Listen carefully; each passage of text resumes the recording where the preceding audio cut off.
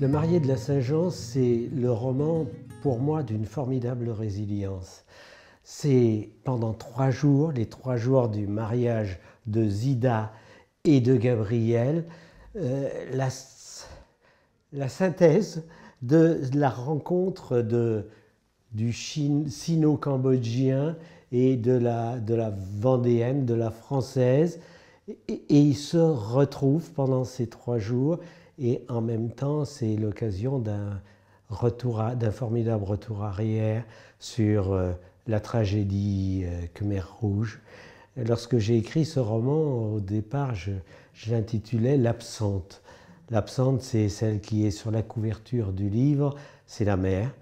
Quand je suis parti avec eux pour le Cambodge, je leur avais dit « Je ne sais pas si j'écrirai un roman de votre histoire. On fait le voyage, on verra après. » Et quand je me suis retrouvé dans la clinique du père, le père était le médecin de Sihanouk. C'était le grand acupuncteur médecin de Phnom Penh.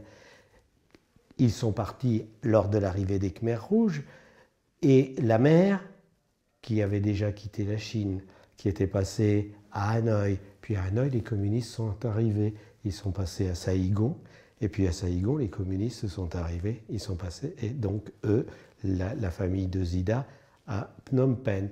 Et là, le père s'est installé, et donc il a merveilleusement réussi. On est entré dans cette clinique qui était squattée, enfin occupée, et avec les uns et les autres, tout d'un coup, ils me disaient, ça, cette commode, elle était dans ma chambre.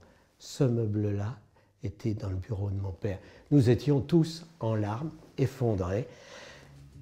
Là, à ce moment-là, je me suis dit, je vais écrire ce roman.